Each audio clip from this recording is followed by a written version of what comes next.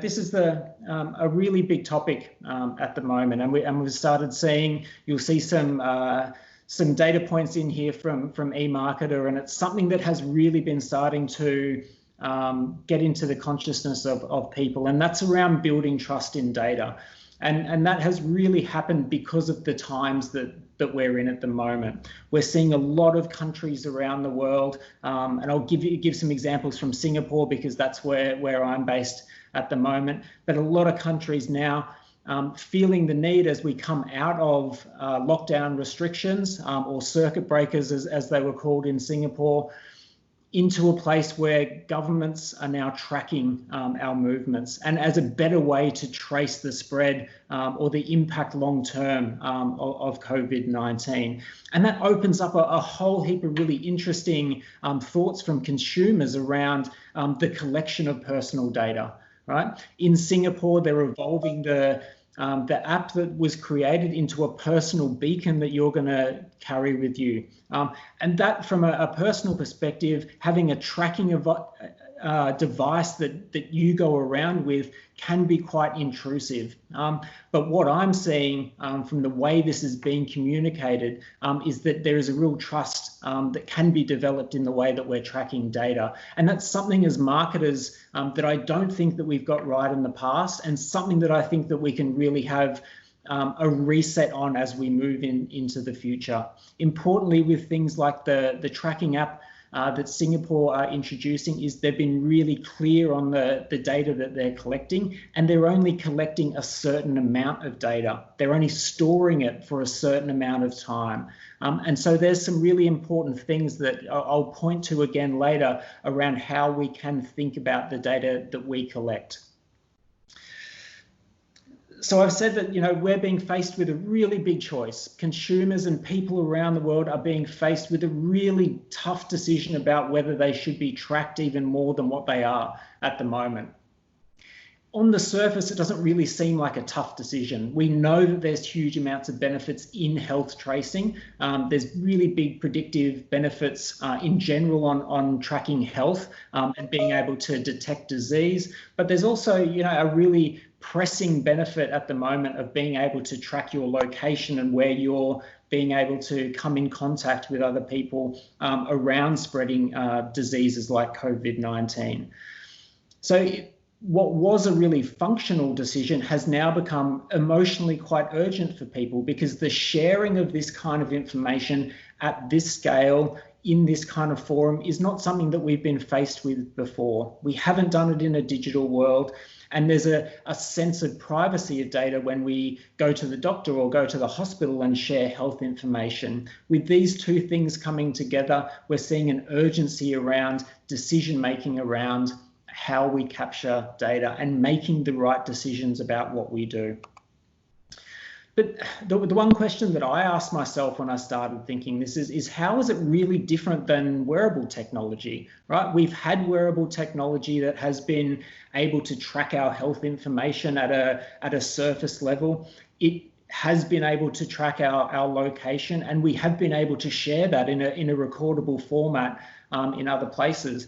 And to be fair, people have really been willing to say that they want to wear these wearable devices, and the quality of those wearable devices has increased. 80% of consumers have said that they are willing to wear a device. So there is a want. But I think on the flip side, the low purchase rates have really pointed to the fact that something like this isn't really a need at this stage. People don't really need their health being tracked in this way and at this surface level. So while people may want it, they may not need it at the moment, and it doesn't have that community benefit that we're seeing that is required under the COVID conditions that we're living in at the moment. It's much more an individual consideration that they've been making. But the balance between want and need is really being blurred at the moment. Look, this notion of health tracking isn't new, but people are being told by governments that there is an important want within what we do to be able to track people's health information and track people's movements. But it hasn't really paid off yet. There is still a big barrier in terms of what we're doing. when you talk to or look at most of the reading material from governments around the world, we need a consensus of around 40% of people within the population downloading these apps or using these devices to be able to get a really good read on where people are going and how people are coming into contact with others that may be spreading the disease. So 40% of penetration, when we think about that want versus need equation with that we had with wearable technology, we're far off. And in fact, despite there was a big flurry of people downloading the app in Singapore, also in Australia, we still are hovering around that 20% target. So not at that kind of critical mass we need to make this technology and the benefits of this kind of tracking really be helpful for society. And I think the reason for that is that consumers are much more aware of how their data is being captured. They're much more concerned with data privacy, and they've been conditioned that way with the way that their data has been captured and also used in the past. Right, the capturing of a lot of data in our urgency as marketers to capture data, we just decided to capture everything as opposed to the right thing. In the case of Singapore, they're only capturing the right thing at these stages and using it for the right reason. We can see across most of the markets that we have in this region, even at the lower end, at around 40%, you still have a big part of the population that are going to resist downloading an app like this. And that's because of their really big systemic concern with data privacy at the moment. So we have a real big perception issue with mass scale data. But the privacy has never really been an issue on this scale, right? With this kind of data. It's something that we've been confronted with at the moment, and it's something that we need to make a decision on how we act and how we act as marketers, because the data like this has never been used at scale, and it's never got into the hands which some of this data could in marketers' hands, because as we know, and we won't go into too much detail on this, but Facebook and Google have come out and said they're tracking this kind of information as well, and building it into what they have as a tall wall strategy in terms of the amount and the volume of data that they're collecting. So we think there's never been a better time to build that trust in data. We can take cues from governments around the world who have been very clear on the use of data, the type of data that they're capturing. We can be very clear, and we can take cues from new search engines that are coming out that only capture the data that you're using then and there. When you search for a car, you get an ad for a car. We're not tracking your location technology. We're going to answer, as we go through, some really big consumer concerns that have come out with their data and data privacy. What data is being collected, and a really good understanding of that, and by who, and who's it being used for. We think that there's some thinking around a value exchange, and people being happy to share data as long as they get something back, and get something back that they think is a fair value exchange, not what marketers or governments think is a fair value exchange. And then finally, people's concerns about, will it be kept private? How secure is that data over a longer period of time? And what will it be used for? How far will we get with health tracking, where that will go into other sources and affect things like insurance claims, for example? So they're things that we're going to investigate and come out with some really clear understanding of what consumers want and what we can do as marketers. So I'm going to hand over to Minsun to take us through those implications. Thank you. Thanks, Min. So as Josh said, urgency to collect data often led us to capture everything in the hopes that it will give us something. This tall wall strategy often leads to a reduced amount of trust in the use of data, because what is captured and used is often irrelevant. Consumers in the Group M survey say that they're less willing to buy products if their data is used to deliver personalized ads. As with the approach to tracing apps, brands should focus only on the critical requirements. Most of the users' personal information is less important, and they change more often. than the network interaction between users. Next slide, please. This table shows how people feel about their personal data being used with facial recognition technology. As you can see, it's more acceptable for governments or law enforcement to use it for assessing security risks in public spaces than the landlords or employers tracking your ins and outs of buildings. And it's least accepted for monitoring how people respond to digital advertising. So it demonstrates that just because you can collect it doesn't mean it's acceptable by the public. Next slide, please. Closing the consumer data trust gap can be as simple as getting something in exchange for sharing their data. Retargeting and personalization rarely seems to be a fair value exchange. Australian consumers don't see the benefits, with only 18% believe that sharing their data leads to improvements in products and services. And this could be that their data isn't used in the right way. For example, seeing a remarketing ads for products that for you already have bought. So they're collecting the data, but they're not using it. Or they start personalizing the ads to you for something you bought for somebody else, such as me buying a fishing rod for my brother for his birthday. And all of a sudden, they're selling me fishing holidays when I haven't shown any other behavior that I'm interested in fishing. Therefore, the trust needs to be built beyond advertising. While the improved health benefits are clear in related apps, consumer brands need to take this on board. So, for example, Canon in the USA has created the opportunity for their photographs to be used in advertising in exchange for sharing their data. So you must clearly define the give for people, both in quantitative and qualitative forms, such as asking for GPS data and access to their contact list, and also define what people get in return for sharing their data. We call this the give to get ratio for contact tracing app. And managing this trade-off transparently is essential for trust. People will give their personal data if they get personal benefits, mainly if it helps them be healthier, safer, save them money or time.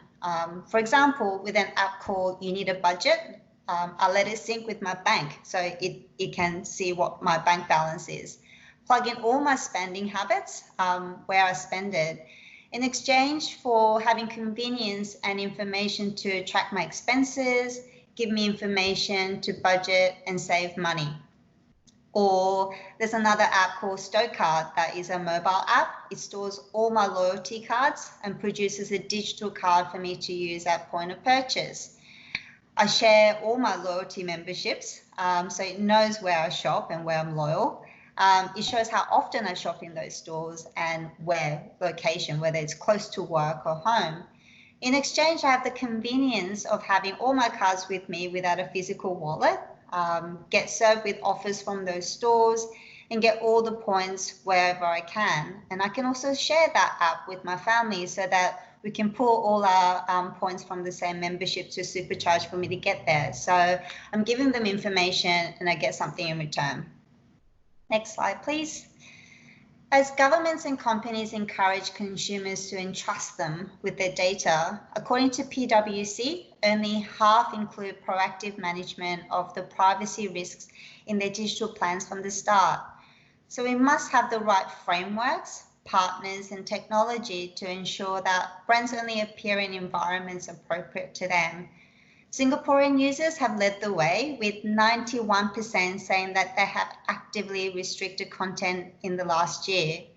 So people are less willing to be exposed to content that is inappropriately relevant and will trust brands less if they see brands amongst them. From the inception of your approach to data collection, work with platforms to ensure that there is a clear view of all tracking being deployed on their digital properties, enable them to describe activities succinctly and clearly in privacy notices. So tell your consumers, your audiences, what data you're collecting, what you're keeping and using, and give them options to control what you keep, as in give them the option to opt out. Ultimately show them that you're respecting their personal data and in a very simple way. Josh mentioned before a search engine, and what he meant by that is a one called DuckDuckGo, which is a search engine that claims to protect your privacy by telling you that it blocks your advertising trackers, keeps your search histories private, and lets you control your personal data. It tells you that it's collecting data, but nothing that identifies you as a person, and also tells you how to change in settings so that you don't even have to see their ads. But the search ads you do see are not personalized in any way. The ads you see is only relevant to the search term only, and you see the same ad as everybody else using it. The search engine also educates you with newsletters about how to keep your personal information private. Therefore, it explains further to you on what they do to keep your privacy safe, while they explain and highlight what other players are doing there and how they're using your data. So from here, I'll hand back over to Josh to wrap up and answer any questions. Cool, thanks, man. I mean, I think based on some of those things that consumers are telling us, and I think the actions that that people are taking, I think now is an opportunity to really reset our thinking around data and how we collect data. We've used, you know, COVID and governments and the way that they collect data and how clear they've been in data collection and the benefits that they're giving as a really good cue to think about how we can do that. And I think there's some really good evidence if you look around about, you know, how we can still be contextual without being personal. And I think DuckDuckGo is a really good example of being led by consumers and the type of context that they're in and the entry points that they want into your category without thinking just about how we're tracking someone and being on top of them all of the time. I think it's a really good opportunity to have a rethink about how we can build consumer trust around data. And this is kind of never been a better time.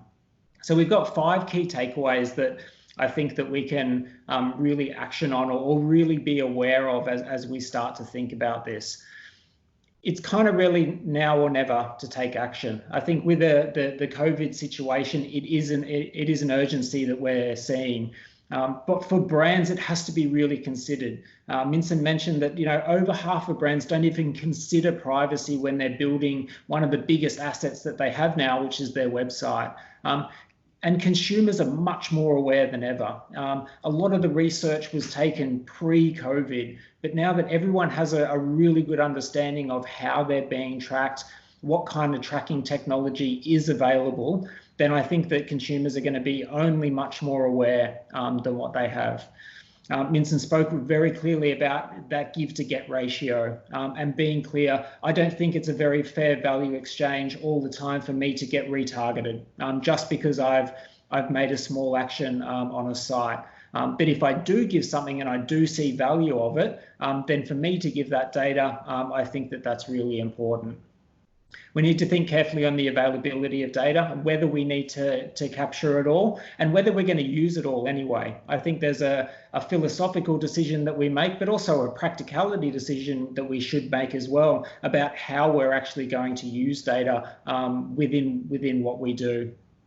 Something that we didn't really touch on, but I think the way that data is captured and used, I think our big tech platforms, which make up for the majority of our advertisers, 80% of our digital spend. So I'm talking about, Facebook's and Google's, they're going to receive much more attention than ever. I think with our political news cycle that's happening at the moment, the scrutiny on Facebook especially and the decisions that they're making, they're going to get much more attention in terms of the way that they're using data and in inverse, the way that their clients, which are our marketers, are using data as well.